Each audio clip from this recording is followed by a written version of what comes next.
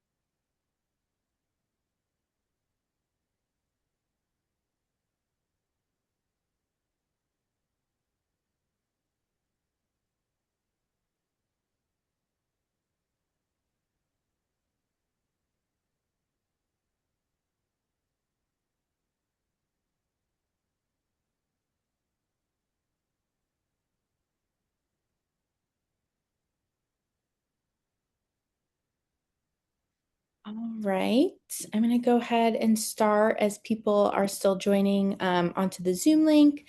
But hello, everyone. My name is Chloe Powell. I'm the Associate of Programming and Events here at SCANPH. And we're very excited to be hosting a webinar today. It is an ELA-sponsored webinar. That's our Emerging Leaders of Affordable Housing group. So we're hoping to share some good foundation on architecture development today. I'm joined by Jaime Olmos from KFA Architects and Allison Riley of Venice Community Housing, who today are going to talk to you guys more about architecture from fit plan to funding package. So I'm going to hand it off to you guys. We do have a Q&A section. If anyone wants to pop in questions, we'll answer them at the end. Thank you, Chloe. Can you hear me okay? Okay, great. Pleasure to be here this afternoon and with SCANPH and also with Allison, who I've learned a lot from over the years.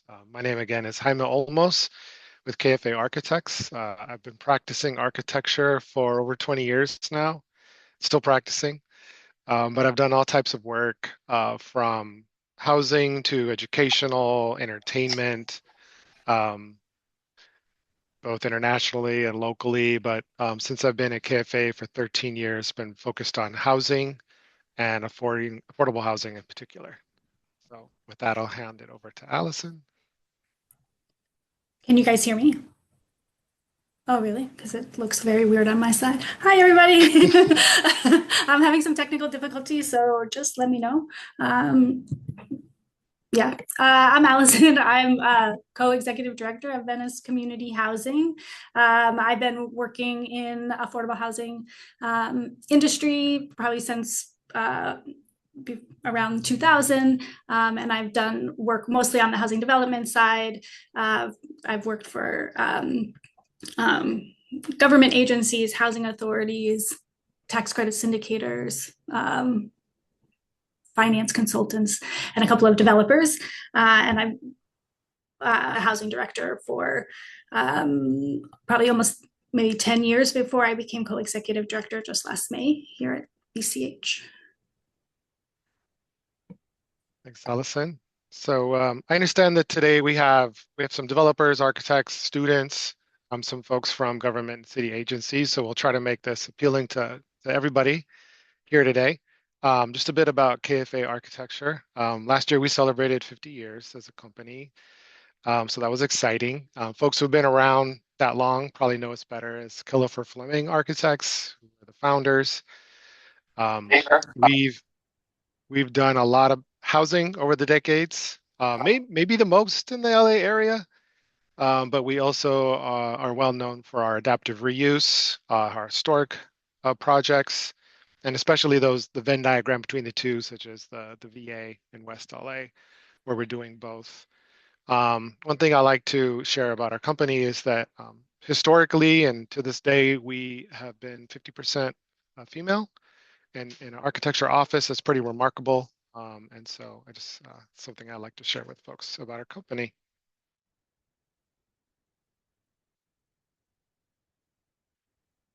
Go ahead, Allison.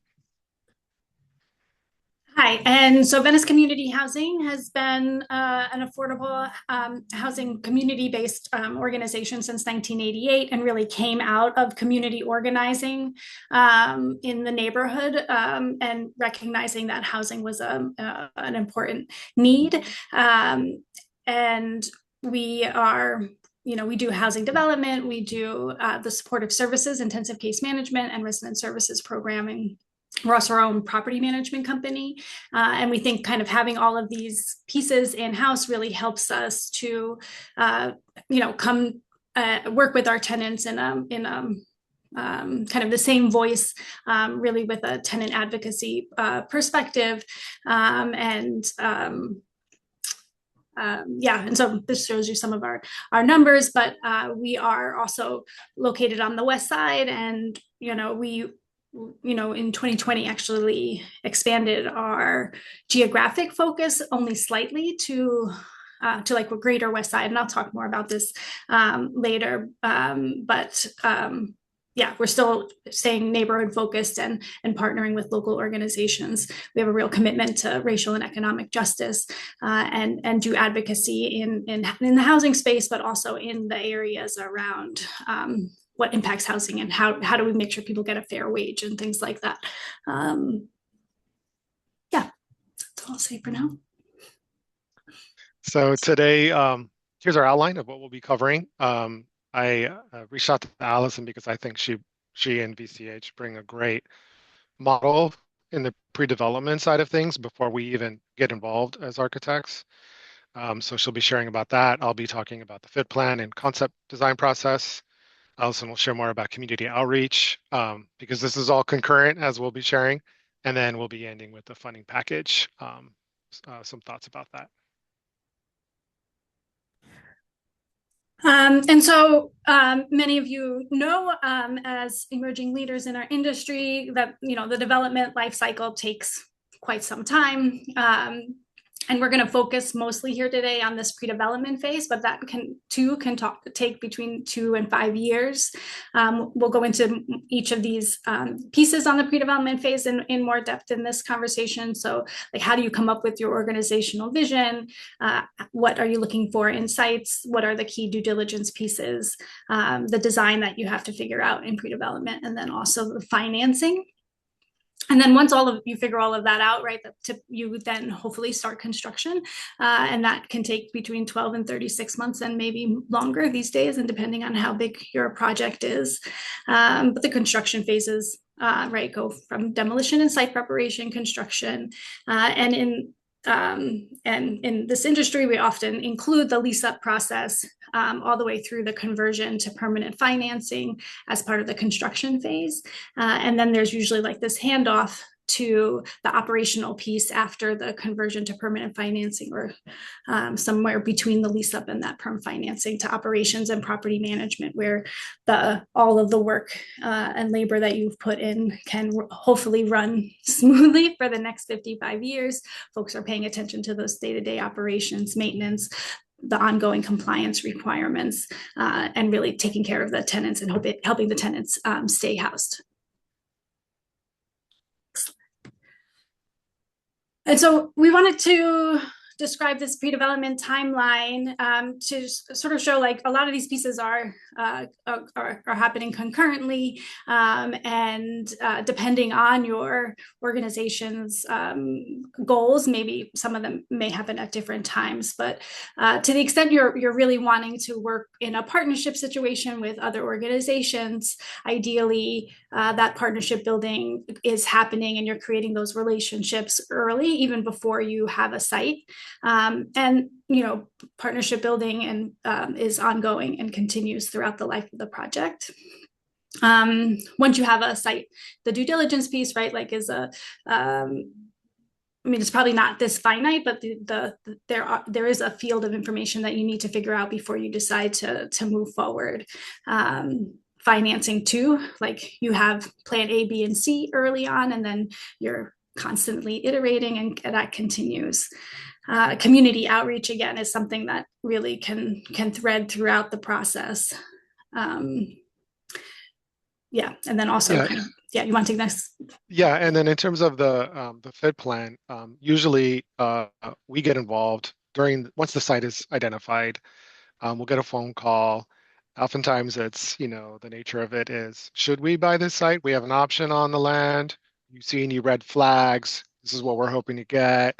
And so we'll do our due diligence in terms of zoning, physical constraints, services.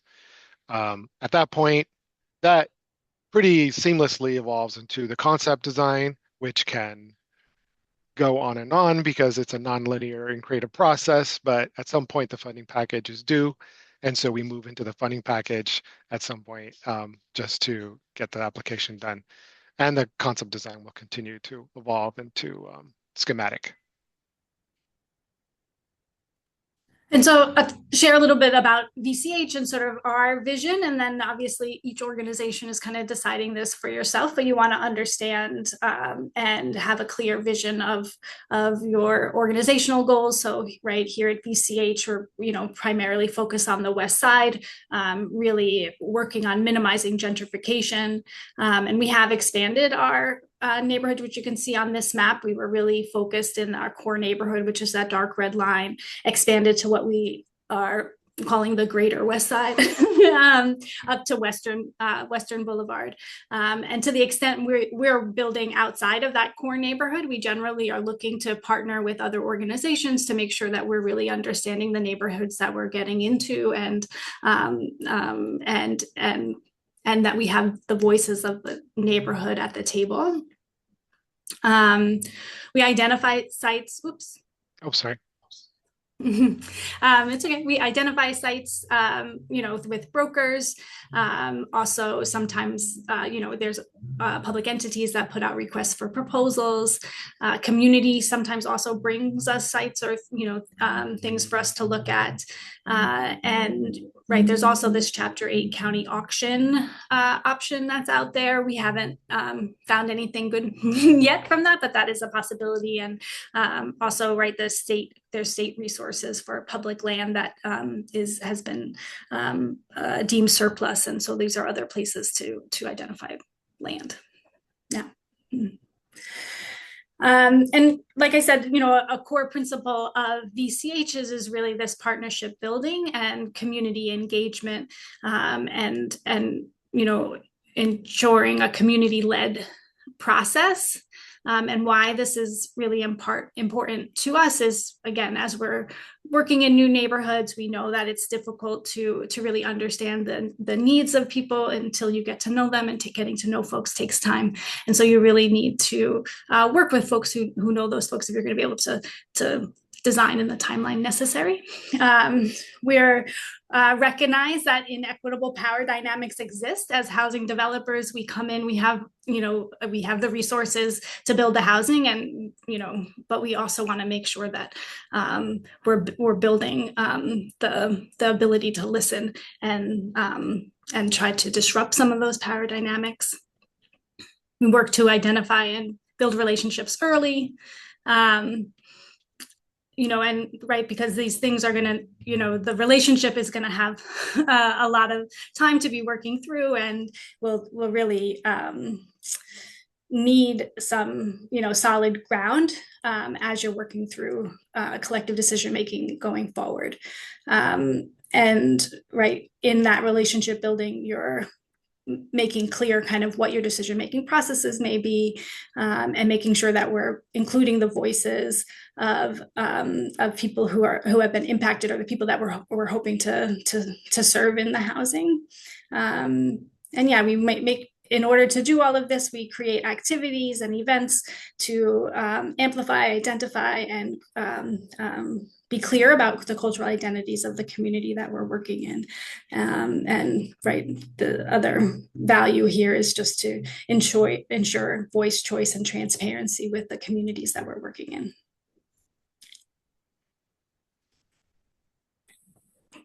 So when we look to identify a site, right, we're looking at size and location. You know, a lot of the funders, TCAC or whatever, we want to make sure that we have the basic amenities that are necessary in order to make minimum threshold requirements, but also are the things that homes and families need, right? Stores, grocery stores, schools, pharmacies, hospitals, and then thinking about the cost of construction. And Jaime will later talk about typologies and the types of buildings, and that is also what's coming to mind. How tall are you going to be? What kind of building are you going to be able to fund and put on the site?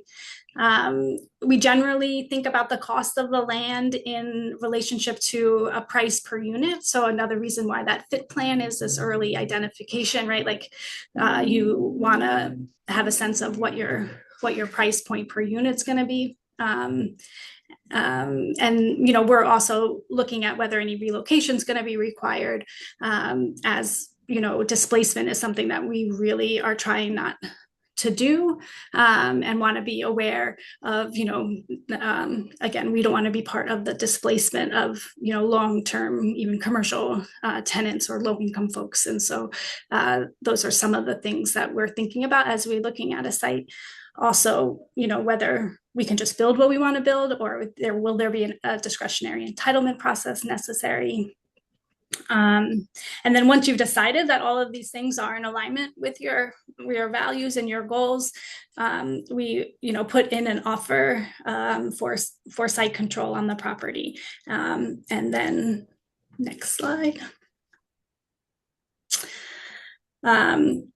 And then we like dig into the due diligence, right? And there's several areas of due diligence, right? There's the physical analysis, again, like the character of the site itself. You're going to visit the site, you're going to, you know, look around for what things are going to make it difficult for you to build. And most of this due diligence is about identifying what the challenges are, so you can make sure you're building into your pro formas, you know, the cost mitigations for anything that you find out along the way. We do ALTA surveys, soil studies. If there's an existing structure, there's additional reports we need to understand the building as it is, the physical needs assessment, seismic studies. You're looking for any protected vegetation or animals on the site. You know, where's the fire hydrants, where are the utilities, all of these things, distance from a freeway, right? Because we know if you want to use county money, you can't be within 500 feet of that freeway. And again, those amenities that our funders are going to need. Environmentally, you're going to really dig into, you know, what the history of the site is. Are there any underground storage tanks? What kind of remediation will that need? And that will recommend additional studies that may be needed. If you have an existing building, right, you might have lead and asbestos. Anything built before 1979, you need to look into that.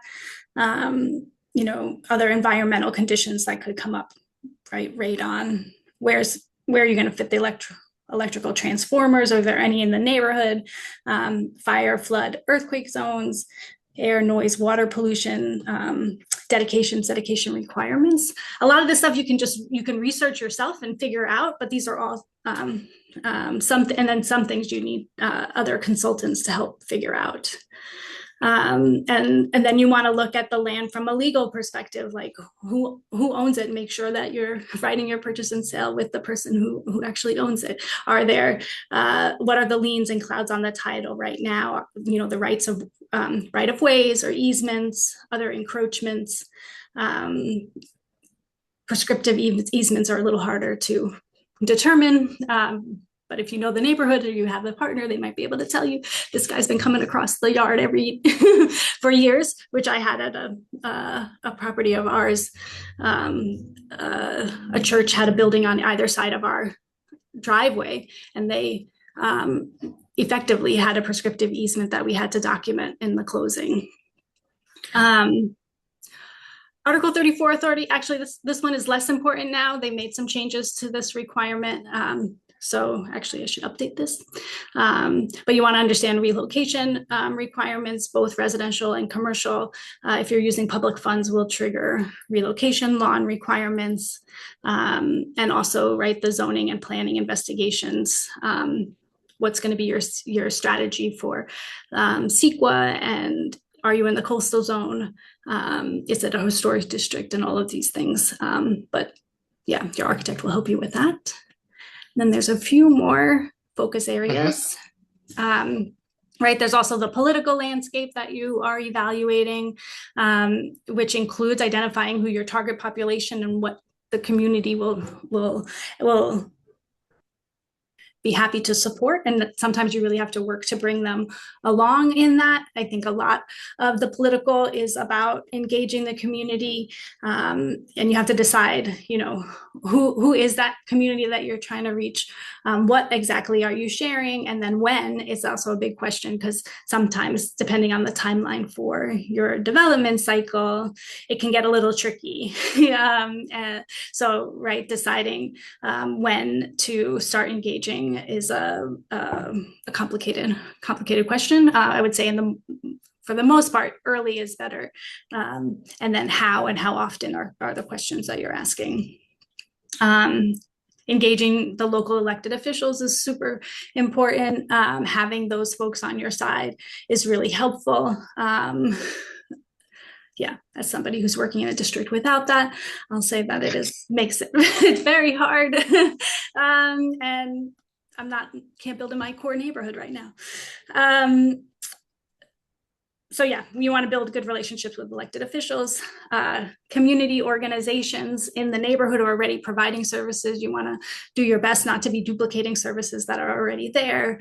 And right, we are really recognizing for years, right? We talk about land acknowledgement and like the fact that these are indigenous lands, that unceded territory, and how do you build those relationships with those tribes and be respectful of the land that we will no doubt be disturbing. And so, you know, some ways that we decide to deal with CEQA requires a consultation with Native tribes.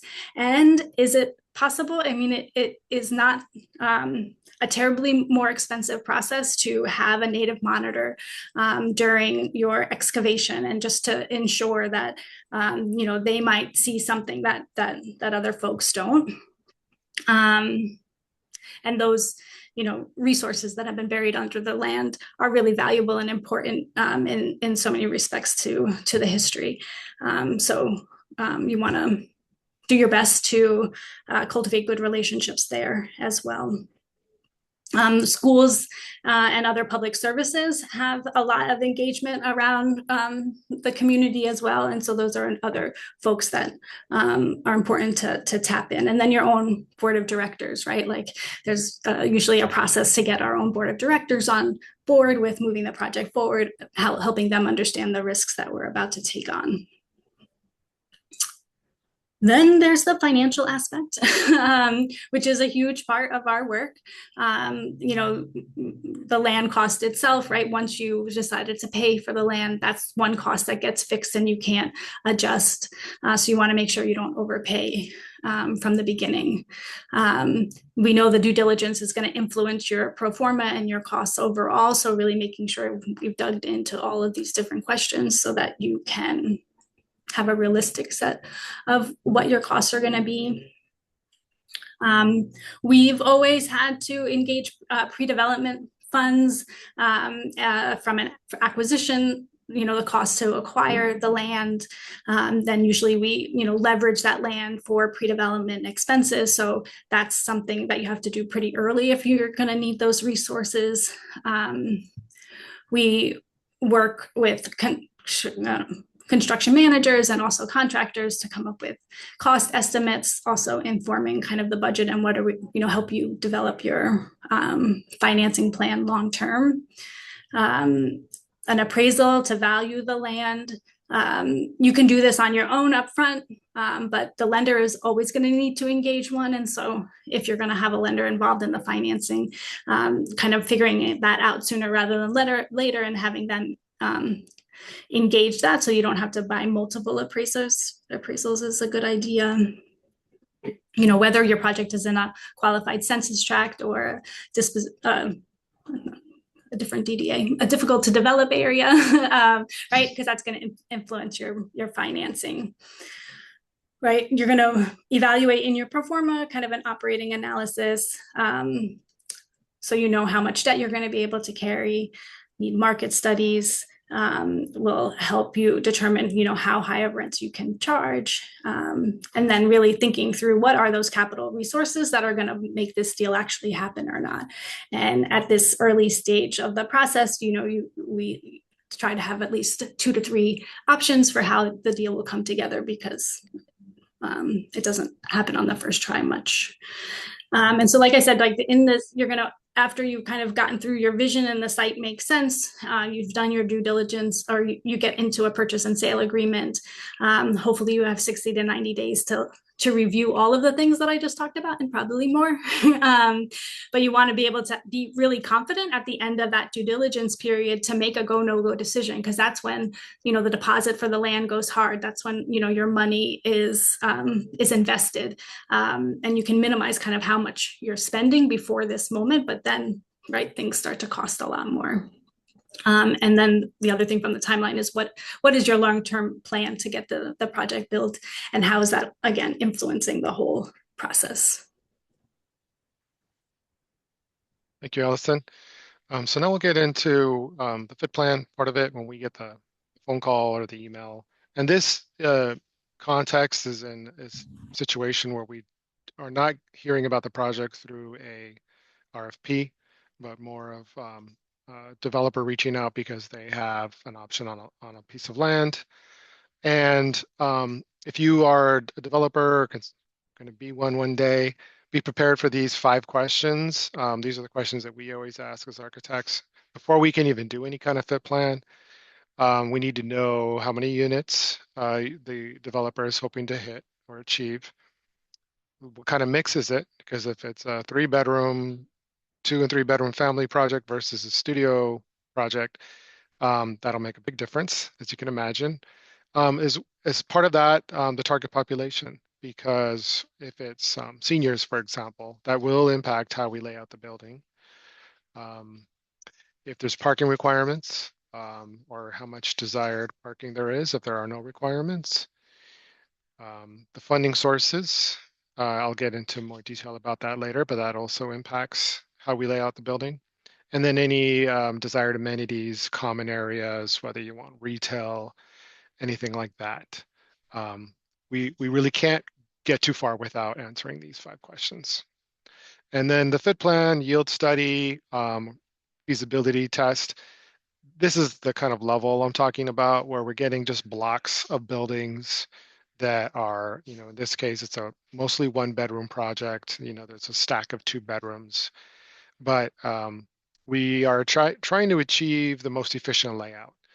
And that generally consists of 2 stairs, 1 elevator, and the amount of parking in this case was however much we could fit efficiently on the ground floor, not going subterranean.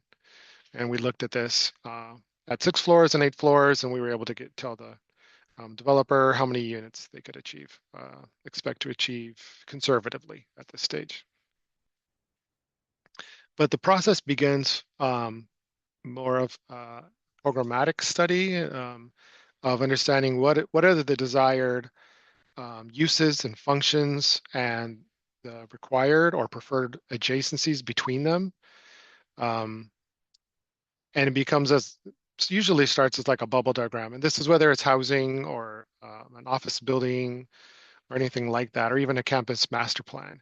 It begins with those ideas, how people will circulate through it, and how the spaces should relate and support one another before we can get to the architectural drawings. This is a project that Allison and I worked on years ago, where we looked at an existing layout and we revamped it because we reconsidered how the case management offices in this case and the community room could get more daylight, how we could get more units on the ground floor, and where to locate those relative to what's around it. What are the neighbors across the street? behind you to the side. We moved the offices and case management offices to the upper left corner here to relate more to the senior project across the street, the commercial fast food place, caddy corner, and the form of the building ended up reflecting more of the neighbors across the street in terms of gabled roofs and townhome feel. And the context, both the cultural, ecological, and social context, is something that we will consider and oftentimes find inspiration as we're researching and learning about the site, walking the neighborhood. I think it's really important to go out to the site and just get a feel for the character of the neighborhood, things that you won't pick up just from internet research. In this project, we really picked up on the car culture in the neighborhood, and that began to influence the design. We sort of related that to the Googie architecture and when this area was developed and trying to find cues that make it feel like it's a part of the neighborhood and not this alien spaceship that just landed. And so we began laying out the building, and these are the most critical determinations that we have to make at the beginning. If we get these wrong, it really unravels the design and will impact the unit count. Where does the transformer go? Is usually one of the first questions. We don't want to put it where it's most visible, but sometimes it has to be because that's the only place where there's power.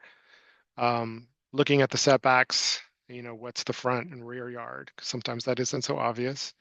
How is parking accessed? In this case, we went through multiple iterations and moved the parking from the south to the east because it was most efficient to come off the alley in this particular case. Where the lobby is your front door. That's your front porch. That's where you're greeting and welcoming visitors and guests, but also needs to be secure. So all of these considerations play a factor. And then all the vertical elements, the elevator, stairs, and trash are all continuous throughout the building and need to land in a specific spot on the ground floor that doesn't knock out parking stalls, units, etc. And so those are all critical to getting the flow of the building right. And then we begin the design, and sometimes there's intuitive leaps that might be right, might be wrong, and so there's a lot of iterating. And it's a fun, creative process. That's why a lot of us get into architecture. And at the same time, we always have to keep in the back of our mind that we need this building to be real. This isn't a student project anymore. And so we always stack our units. We think about exterior skin, where a special material might have the most impact, and not trying to apply expensive materials throughout the project that will just be VE'd later and doesn't benefit the project. So as we hone in on the massing and that begins to get more refined, we will look at different locations for roof decks, how to bring the most natural light and ventilation into the courtyards. If it's in a hot climate, how do we provide shade? And at this point, we'll often look at precedents, whether it's existing projects we've built or AI generated imagery, to try to convey and shortcut the process where we can say, what do you think about this? Something like this, whether we've seen it or haven't seen it before, just to see if we're even headed in the right direction before we spend days and days schedule that might be misdirected. Of course, at the same time, we're looking at all of the zoning requirements, some of the stuff that Allison spoke to. There's specific plans, density requirements, how we might need to ask for incentives, density bonus incentives. Okay, we bust the height here, but we can apply density bonus to get there. We're going to need a reduction of our open space or the rear yard. And so we're considering both our experience and what's been done before, as well as how big the ask is and how seamless or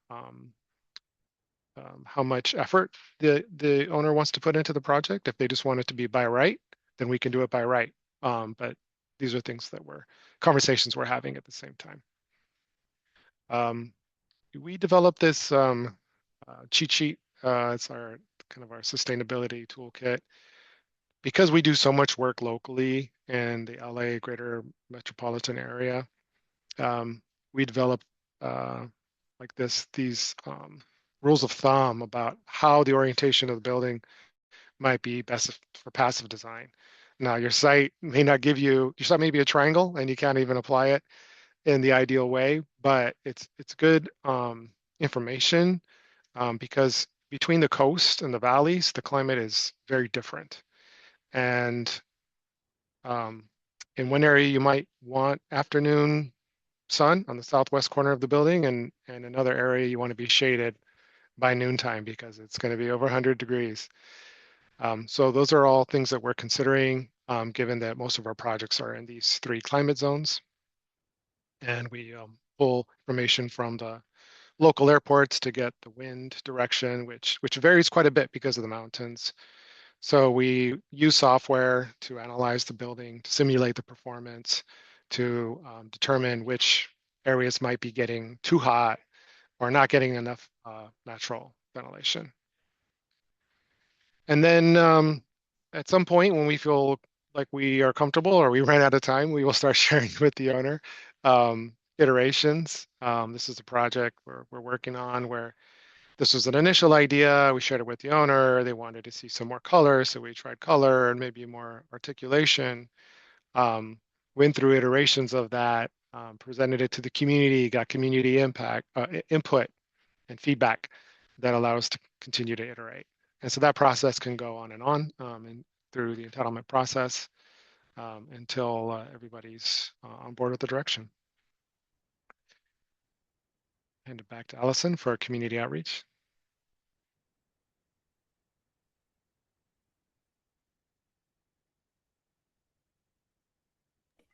Sorry, I was on mute. Right, and so we've talked a little bit about why it's important, and kind of why we do this. But right, in order to do this well, you want to do your research and really understand who your stakeholders are. Do your best to identify who they are and how do you invite them in. We want to. We also do some tenant engagement with our existing tenants to help influence design work. So we might not even have to do, we already have that feedback kind of on the ready all the time. But the process should continue through the planning and implementation of construction, and then again post occupancy. And right, the why about bringing community voices in, making sure that stakeholders who are going to be impacted by this new building really have can influence the work and have buy-in when the building's there, like, oh, I influenced that piece, and we really recognize that it has true impacts. The community buys in a different way. That when we have their voices in the room, and it helps to build stronger relationships both with the community and even with your design team and the community at large, right? Like that everybody kind of gets on the same page by doing this together. So yeah, just creating more strong voices. And so you can do this in many ways, ideally in all the ways, right? Like as many different ways you can get at people, because different people will participate depending on the type of engagement. So right, you can have community meetings where you're just like well, this is talking about like, right, first we got to identify who our stakeholders are, cultural events, info sessions. Once we own the site, maybe we're doing temporary active pop-up events on the site so that people know that it's coming and to get more input, and to build that support in case you need people to come out for public hearings and that sort of thing. We do tenant and staff surveys, making sure that we get input from the folks that we're already serving, and the people who are working in our buildings. Art and art engagement has been really helpful to us, and I think helps to integrate, that cultural piece in the community. And so we try to do that both at our existing portfolio and in new construction, working with local artists. We did a whole a program with some grant funding, where we had local artists who worked with apprentices and a tenant liaison to create the design, and then see the results of that engagement. And then the community-led design, like the design charrettes themselves, this is where the architect is really in the room and also leading some of these discussions, but co-creating and really giving space for radical imagination. We want to have, create vision and ideas around how to do that.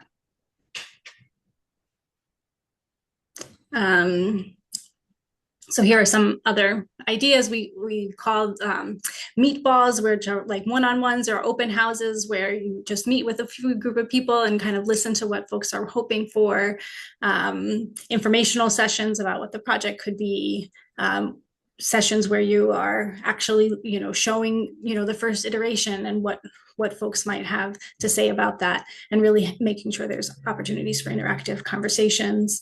We have a lot of projects with transitional aged youth, and so we also want to make sure we're doing things that engage them. So things that target youth specifically, a lot of the arts collaboration, and we have some programming in-house that works with youth. So we use the resources that we have and the connections that we have in that community building helps to make sure you're getting those voices in. Also at tenant meetings, right? And then, you just want to make sure you're asking stakeholders questions that help inform, right? What does community mean to you? How would you improve your living space? Like existing tenants can help with that. What spaces are missing in the community? Other activities that you would like to see? And kind of what's the culture and characteristic of the community, and maybe what are the current challenges that you're having that we need to address in the design. Next slide. And then here are just some pictures of us having fun in community engagement activities, right? And the different ways that you can get involved, like writing things out, informational sessions where you're sharing information. Next slide. Or when we had to go to public hearings and wear matching t-shirts that say we want housing on the west side, and just how we group together this open house idea in the top right. So the funding package, after all that effort, years and years of work, for us, it boils down to a small set. In this case, it was a 14-page set for a LACTA funding application. These are pretty straightforward. There's a handful of things that they'll want to see in their design guidelines, such as like a site plan, typical unit, average unit size, outdoor space. It's not too big of a lift for us. The design is usually not done at this point because it's very early and quick, but that's okay. The design continued to evolve while we're waiting to hear back about funding. These are very typical funding sources. The TCAC and HSID are state level in blue, LACTA's county, and LAHD is city of LA, used to be HSID. And so each of them have design guidelines, and each of those will come with certain architectural requirements that it's important to become familiar with, and they often get renewed on an annual basis or different rounds, and so they need to be reviewed, and you need to stay fresh on these. I wanted to share this because the funding sources do have architectural impacts, as I mentioned earlier. In this case, we just between an update in the HUD choice neighborhoods requirements between 2019 and 2023, the unit size grew by 10 to 15%. And it's not that it said that the unit average needed to be bigger. It was just the accumulation of the clearances in front of the dresser, the clearances in front of the closet, the amount of storage in the kitchen, the amount of seating at the dining table. All those things added up to a larger unit. And in a tight site, that can mean you lose units. You could lose a stack potentially. So I thought it'd be helpful just to point out a handful of triggers for that will impact unit size. So choice neighborhoods with HUD is one. Mobility units, those are required with any publicly funded project, but TCAC triples the number required by the state code, LACTA doubles it. Anything with universal design, that's sometimes an optional program, and that will make accessibility requirements increase within the units and bathrooms. The enhanced accessibility program with LAHD also has unit impacts. And if it's a senior project, then, and that's getting county funding, all the units need to be universal design. And so they'll all be a little bit bigger. Things like space around the bed, as you can see hatched here, which increases the overall unit size. And then I wanted to fit in just some typologies because these are considerations early in the beginning of the project for the last few minutes of the presentation, just to show both in terms of construction, but also in the population, how that impacts the character of the building. So this is a project for chronically unhoused and some vets.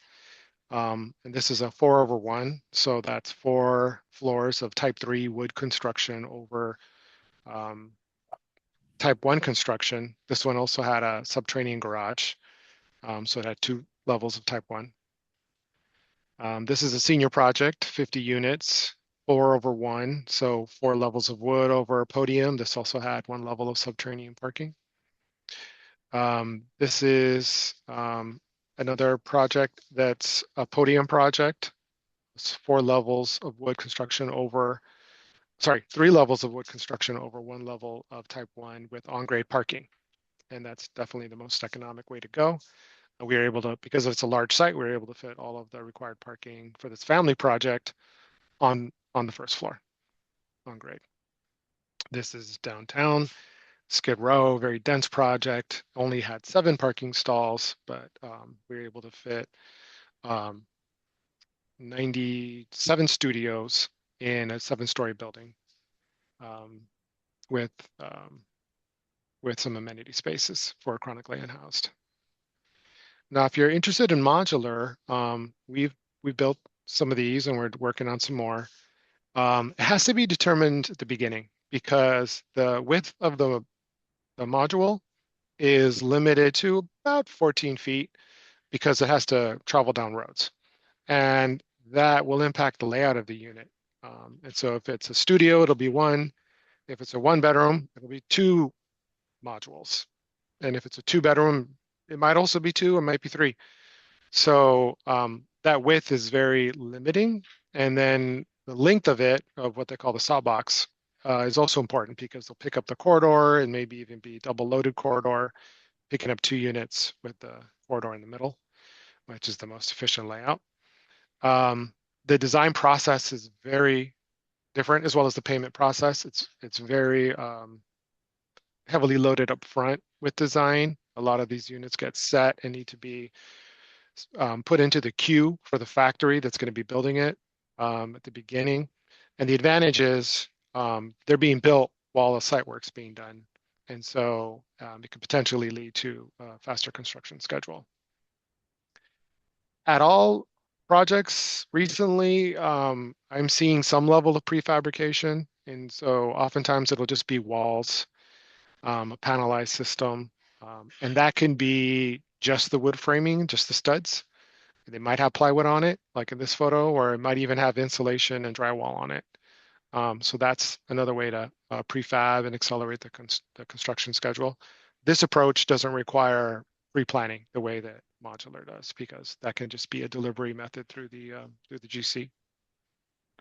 Mass timber, we haven't done any of these yet, but we're looking at a couple potentials. I think it's very exciting in terms of a carbon neutral option, but it also needs to be determined at the beginning because of the bays.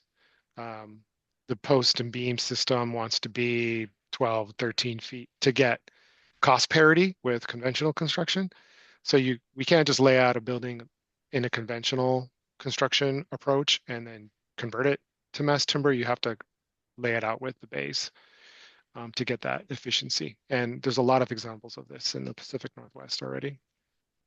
Something that wasn't sure if I would include this, but I think it's cool, and maybe some of you are interested in 3D printing. As far as I'm aware, it's limited to 2 stories, which is happening in Texas now, and I know that some houses in Altadena are being printed in 1 story. So it's not yet applicable for multi-story, multifamily affordable projects, but it's definitely something we're keeping an eye on. With that, we'll conclude the presentation and open up the questions period. Thank you for your attention.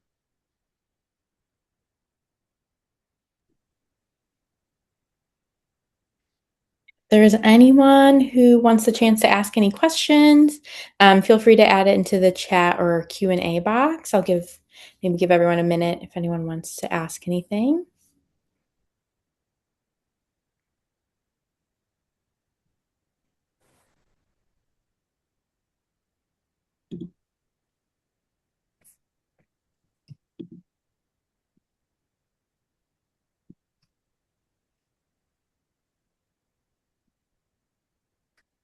If there are any UCLA students still on, I'll be there for career fair later this month, the AUD program. So feel free to reach out.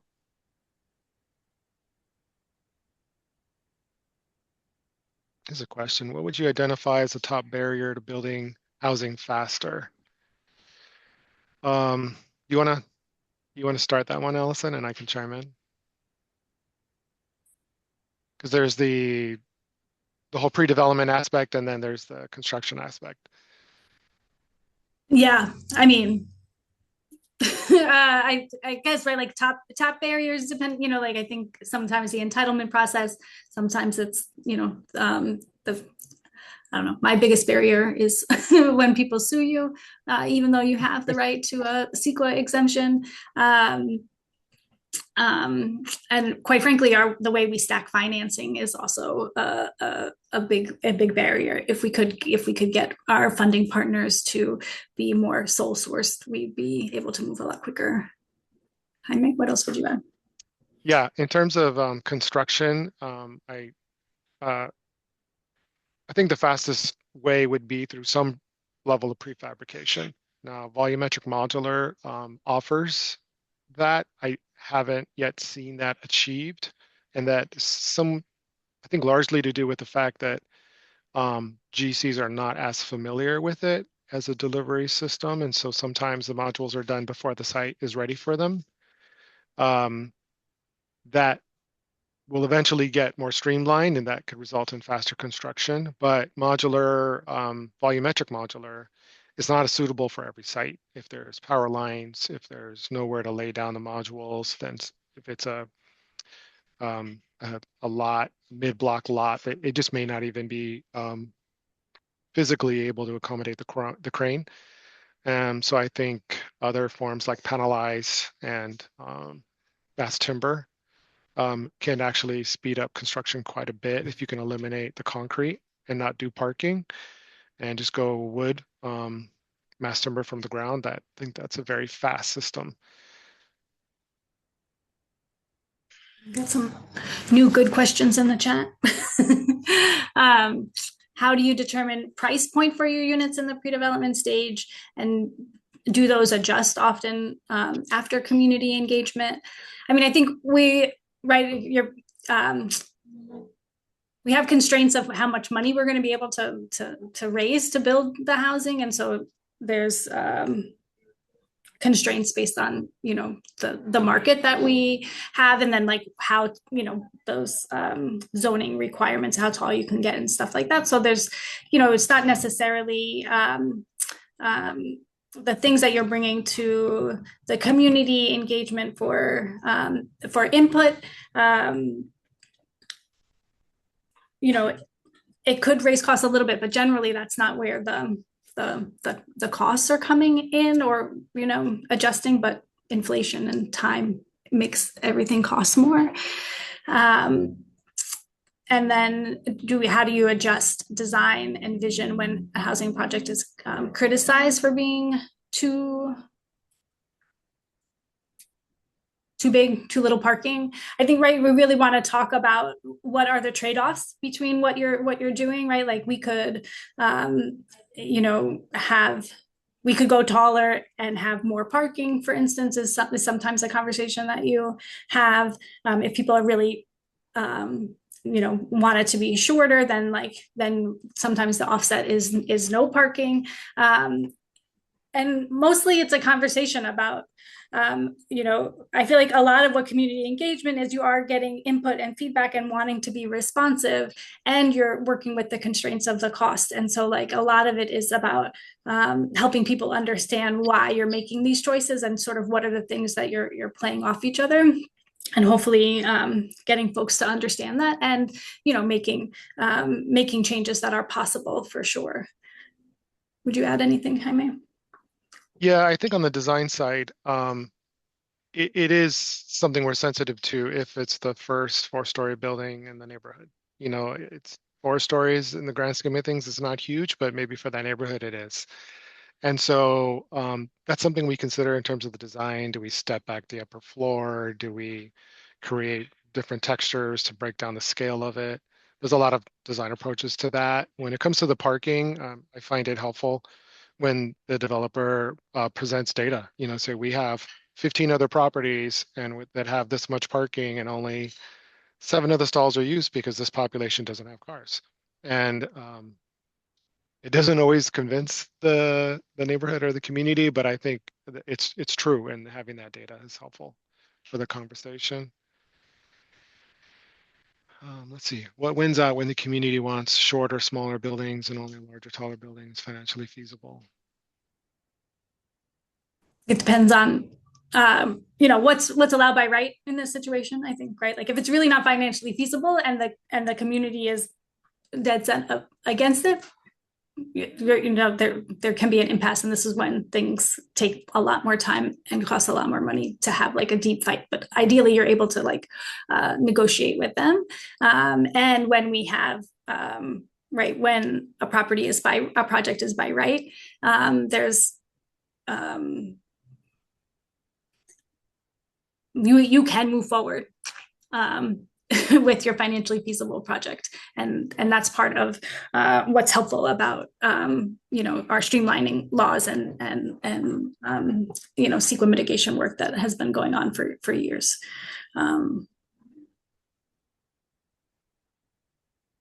Yeah. We can share the presentation afterwards. What type of modular construction is practical? Smaller studios and 1-bedroom units, and not larger 3-bedroom units. I think it makes nice 1-bedrooms. The modular units that I've seen, they're just larger than you would build in conventional construction because of you would use 2 modules. The studios are very tight, and the 2 bedrooms are tight. So it can be practical. I think, you know, before that, it's can the site even accommodate it? That's, you know, that's something that needs to just be vetted. Is it difficult to connect them? No, the conduits and pipes, all that constructability has been figured out. They call it a zipper, where all the utilities are on the corridor side, pre-plumbed, and when they're dropped in, they're just connected with access panels from the corridor. So that's all great, and it's figured out. Some of these volumetric modular units are being delivered with with full cabinetry built in, and I mean, it's typical that they're delivered that way.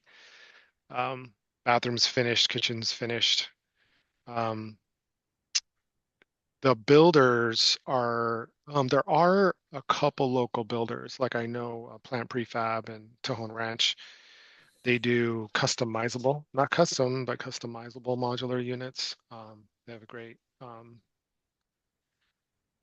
factory that's very low energy and low carbon. But there's a lot of them that are in like Idaho and other states where there's just big factories where they're cranking these out. Yes, some are shipped from Idaho. Is ULA a tax deterring? Is the ULA tax deterring development? I hear this on the market rate side for sure. Do you want to speak to it, Allison? I mean, they have to pay more money in, but that's the point of it. And so I think, right, like the other, I think that it's more interest rates and the market generally, because if you look at places outside of the city of Los Angeles, construction starts are also slowed down, and so I don't think it can be blamed 100% for our reduction in building, and the market rate will get used to it. It's their obligation as a member of society, and they're making plenty of money. My point of view, personal. You got another question from Josh. From your experience, what are some ways architects have made this beginning process smoother? I mean, I think asking the questions, having the experience is, and having good relationships with the developer is important, and being, alignment on the willingness to engage with the community and adjust your design, and those sort of things are really important, to have kind of a value alignment around that. And Jaime, for you? For me, what are some ways developers have made this beginning process smoother? I think being communicative and transparent is helpful, and sometimes I get the sense that it's very fluid because it is, and there can be a lot of stop and start, which is okay as long as we are in sync. I think it isn't smooth when we go too fast or don't go fast enough, if we're just out of sync for some reason at the beginning. But we really appreciate being involved in the community, if that makes sense kind of politically and strategically, to get that community input. It always helps when it's a developer we've worked with before and we sort of know their standards and we know what kind of amenities that they like. But yeah, being able to provide a basis of design, if there is one, being ready to prepare to answer those questions about the mix, the count, program, parking, that gives us enough to make the process begin smoothly. Another question. A preference between new construction and preserving existing space, and I mean, I feel like it's good to have a mix of both, right? And that we really need to do both, right? Existing buildings are precious and valuable and important to rehab, and it's complicated and challenging and all of those things. But just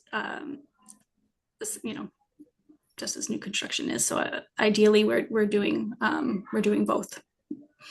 Yeah, I think in an ideal world, I would prefer to preserve existing buildings, but not every single building, right? Like this office space, for example, was a warehouse and it wouldn't accommodate many units, but there's a lot of vacant office buildings that we're all aware of, and I would love to convert those to housing. The issue in the city is that triggers a change of use, which is a cost prohibitive structural upgrade. And there's folks in our office who are working with the city and state to try to get that legislation or incentivize development through legislation. But right now, that's just cost prohibitive. Even without a change of use, it's probably comparable in cost. But with having to structurally upgrade a steel building and bring it up to energy standards is the issue economically. Yeah, I've yet to find a building that would be cost effective, like a commercial building to convert to housing, right? Just because the amount of things that you have to change it is like, yeah. Yeah, I mean we've done it with churches. We've converted some churches to senior housing. We've converted a cool grocery store into affordable housing. We built new and converted. So it's happening, but not to the scale and speed that I think we'd all like to see just because of the cost. Another question, to what extent is mixed income projects supported by LIHTC and other public sources? Great question. I think this one's for you. You can take the first part, Allison. Yeah. Mixed income projects, 80% AMI, competitive for LIHTC. I mean, they did make a change a few years ago to allow, right, units up to 80%. I think underwriting it can be tricky depending on what neighborhood you're building at, up to 80%, and sometimes investors have some challenges around it. I mean, I don't have a real coherent answer besides that. I'm starting to see more of that. I think it's great for the city and for communities, right? That not have solely low income projects, but have mixed income projects and mixed generational projects. I think this is better for the city. The financing part of it is a mystery to me, so I can't speak to that. But in terms of balancing design requirements from different funding sources, it's not so much a balance, and it's just you have to go to the most stringent. And so it's the layering. You know, the kitchen might be this size because of one funding sources, but the bathroom is the limiting factor on that is UD or a TCAC requirement. So it just gets layered and added, and that's why the units grow. It's not like we can pick and choose. We just have to use all of it.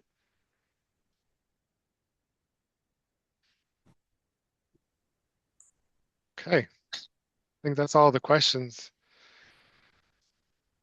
So thank you, everybody. Great questions. Feel free to reach out, and I'd love to continue the conversation see you at the next SCANPH event. Yes, thank you guys so much, both of you, for such awesome information today. And to everyone who attended, I'm happy to share the presentation as well afterwards. But thank you for joining. Thank you guys. Thank Bye. you. Bye. Bye.